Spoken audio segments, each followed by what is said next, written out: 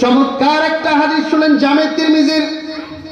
যায়েদ বিন সানা তখনও তিনি ইসলাম ধর্ম গ্রহণ করেন নাই, ইহুদিদের আলেম ছিলেন। আল্লাহর রাসূল তার কাছ থেকে কিছু টাকা ঋণ নিলেন, কিন্তু নির্দিষ্ট সময়ের 3 দিন আগে যায়েদ বিন সানা আল্লাহর রাসূলের কাছে আইসা খারাপ ব্যবহার করতেছেন। মুহাম্মদ, তুমি আমার সম্পদ দাও, আমার ঋণ পরিশোধ করো। বাজে ভাষায় কথা বলতেছেন আল্লাহর রাসূলের সাথে। পাশে ছিলেন ওমর রাদিয়াল্লাহু তাআলা আনহু। বুঝার চেষ্টা করেন মানুষের সাথে কেমনে কথা বলবেন। পাশে ছিলেন ওমর রাদিয়াল্লাহু তাআলা আনহু। ওমর রাদিয়াল্লাহু তাআলা আনহু এমনি তো গরম মেজাজের মানুষ ছিলেন। কলার ধরছেন যায়েদ বিন সানার, ওই তোর সাহস কত বড়, কারকে তুই গালি দিস, কার সাথে খারাপ ব্যবহার করো। আল্লাহর রাসূল ওমরকে বললেন, ওমর, আমরা তো তোমার কাছে এই ব্যবহার প্রত্যাশা করি নাই। সে তো আমার কাছে টাকা পাইবে এটা ঠিক, তবে সে অন্যায় করছে। 3 দিন আগে সে আমার কাছে আসছে, সে 1 তারিখে আসার কথা 27 তারিখে চলে আসছে। কিন্তু ওমর, সে তো আমার কাছে টাকা পাবে, সে তো ঋণদাতা। তুমি তো তাকে সুন্দরভাবে বলতে পারতে, ভাই এভাবে ঋণ গ্রহীতাকে, যার কাছে ঋণ পাইবা এভাবে নয়, ভালোভাবে টাকা তার কাছে দাবি করো। ওমর, তুমি আমি নবীকেও বলতে পারতা, ইয়া রাসূলুল্লাহ, সময় মতো ঋণ পরিশোধ করে দেওয়ার চেষ্টা করা উত্তম। এই কথাটা তোমার কাছে আমি আশা করেছিলাম। দেখেন আল্লাহর রাসূলের শিক্ষা। আল্লাহর রাসূল বললেন, ওমর, তাকে পাওনা পরিশোধ করে দাও। ওমর রাদিয়াল্লাহু তাআলা আনহু সাথে সাথে পাওনা পরিশোধ করে দিলেন। তারপর আল্লাহর রাসূল বললেন, ওমর, তাকে আরো 30 দিরহাম, বিভিন্ন বর্ণনায় আসছে 30 সা, দ্যাট মিন 50 কেজি গম জব তাকে আর অতিরিক্ত দিয়ে দাও। আল্লাহু আকবার। যায়েদ বিন সানা আল্লাহর রাসূল কয়, ইয়া রাসূলুল্লাহ, দুনিয়ায় কত মানুষের সাথে আমি চললাম, আমি তো ইহুদিদের বড় পণ্ডিত, কত মানুষ আমাকে সম্মান করে, শ্রদ্ধা করে, কিন্তু এত সুন্দর ব্যবহার দুনিয়াতে তো কারো কাছে পাই নাই। এত সুন্দর ব্যবহার, অথচ এর আগ পর্যন্ত মানুষ বলতো আপনি নাকি খারাপ মানুষ, আপনার কাছে গেলে ভালো ব্যবহার পাওয়া যায় না। আজকে যেমন পশ্চিমা মিডিয়ারা ইসলামকে খারাপ ভাবে ব্যাখ্যা করতে চায়, কথা বলেন ঠিক কিনা? আরবের মধ্যে আবু জাহেল, উতবা, শায়বা, আবু লাহাব, যারা রাসূলের বিরুদ্ধে তারা অপপ্রচার করত। যায়েদ বিন সানা বলেন, ইয়া রাসূলুল্লাহ, আপনি আমারে হাতটা দেন, হাতটা ধরে আমাকে কালিমায়ে শাহাদা পাঠ করায় দেন। আশহাদু আল্লা ইলাহা ইল্লাল্লাহ ওয়া আশহাদু আন্না মুহাম্মাদান আবদুহু ওয়া রাসূলুহু। ভালো কিছু দিলে দেখবেন মানুষ আপনার প্রেমে পড়ে যাইব।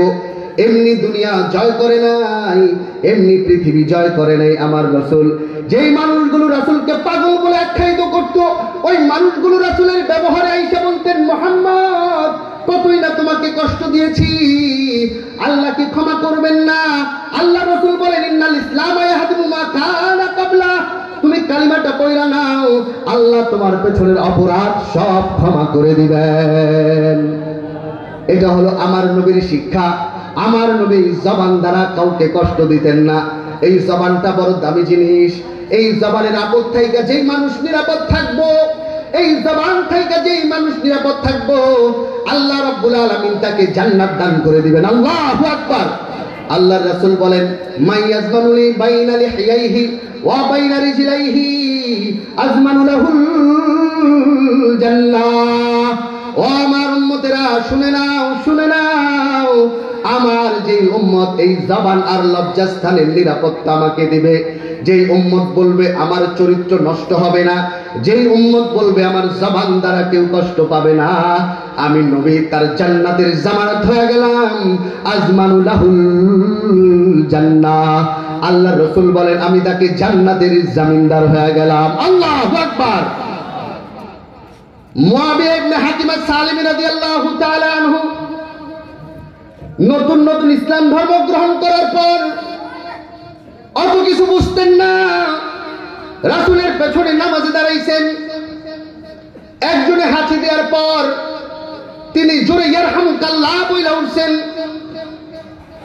এখন বাকি সাহাবারা নামাজ থুইয়া, ইসলামের প্রথম যুগে অনেক এদিক সেদিক তাকাতাকি জায়েজ ছিল, বাকি সাহাবারা মুয়াবিয়া ইবনে হাকিম আস-সালিমি রাদিয়াল্লাহু তাআলা আনহু দিকে এভাবে তাকায় ওভাবে তাকায়, মনে হয় কোনো জাদুঘরের প্রাণী হয়ে গেছেন।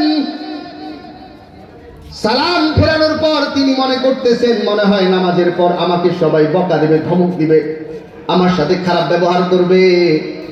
সালাম ফেরানোর পর আল্লাহ রাসূল কাছে ডাক দিলেন, এই মুয়াবিয়া ইবনে হাকিম আস-সালিমি, তুমি এদিকে আসো, এটা মসজিদ, নামাজের মধ্যে তাসবিহ তাহলিল ছাড়া অন্য কথা বলা যাবে না।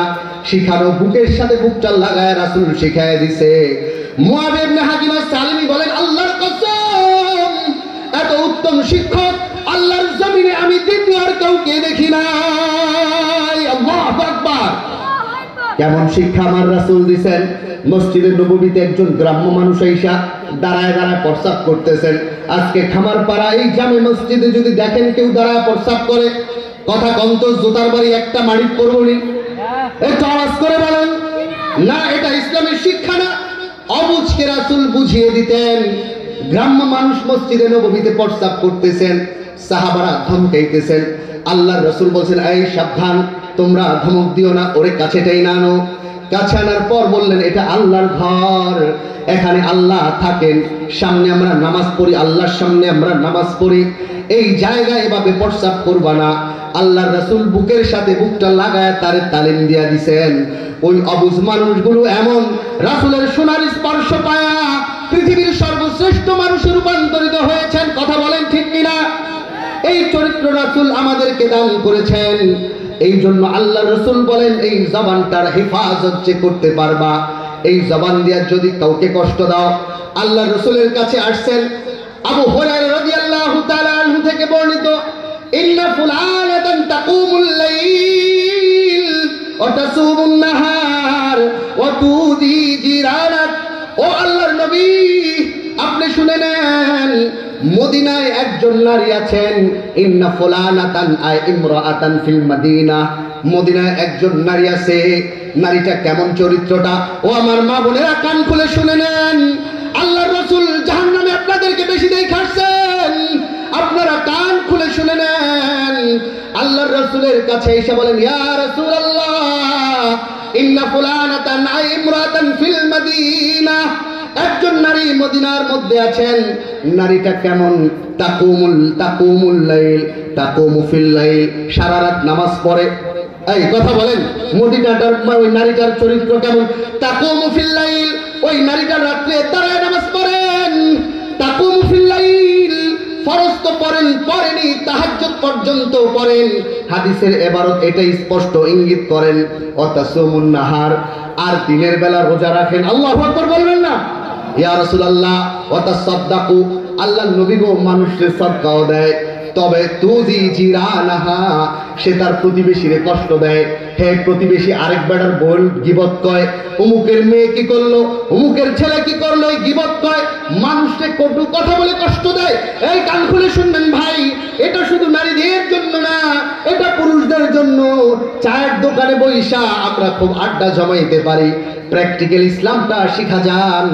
আল্লাহর রাসূলকে বললেন, ইয়া রাসূলুল্লাহ, রাতে নামাজ পড়েন আর দিনের বেলা রোজা রাখেন আর মানুষকে দান সদকাও করেন, তবে তার এই জবান দ্বারা তার প্রতিবেশী মানুষদেরকে কষ্ট দেন।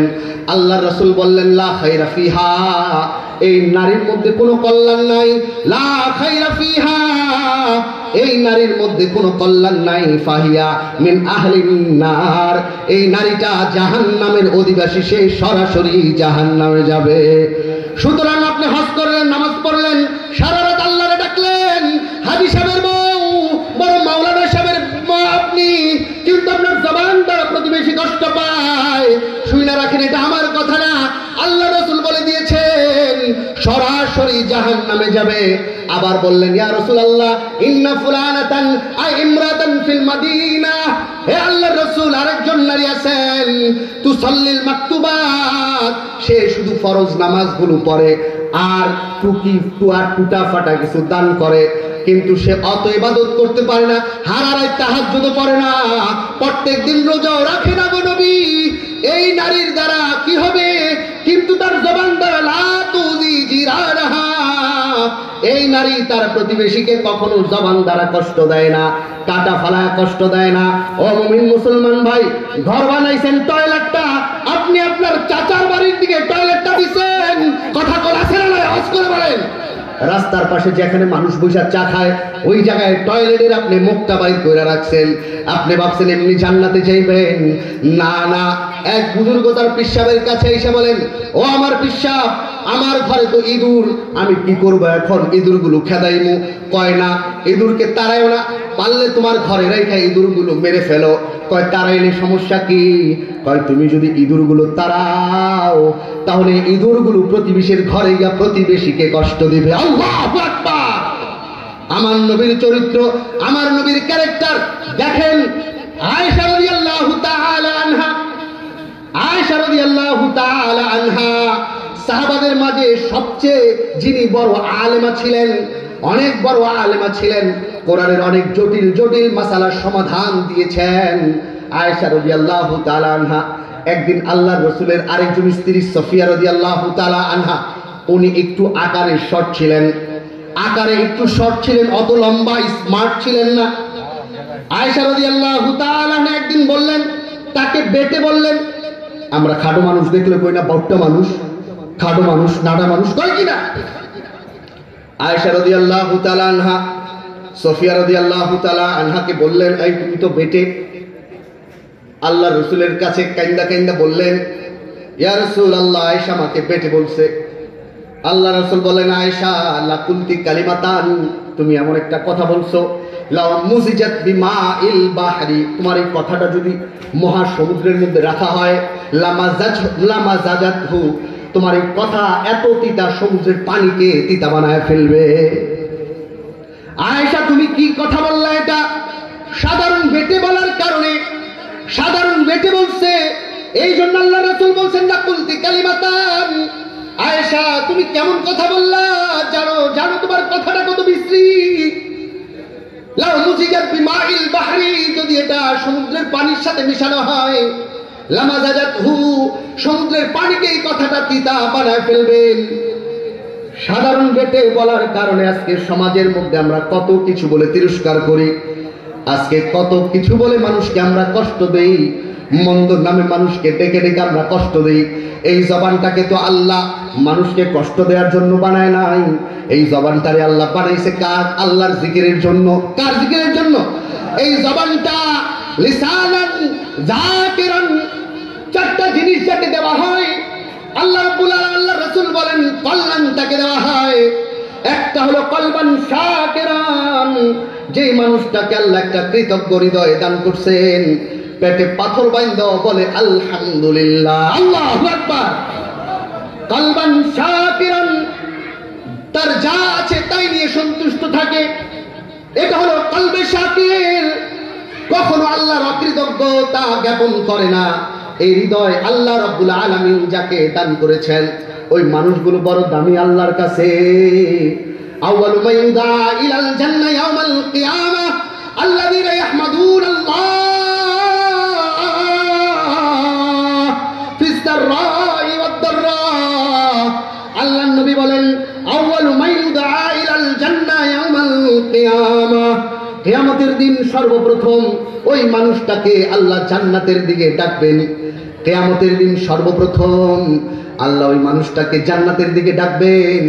আল্লাযীনা ইয়াহমাদুনাল্লাহ ফিস সাররাই ওয়াদ দাররা, যারা সুখে দুঃখে সর্ব অবস্থায় তারা বলে আলহামদুলিল্লাহ।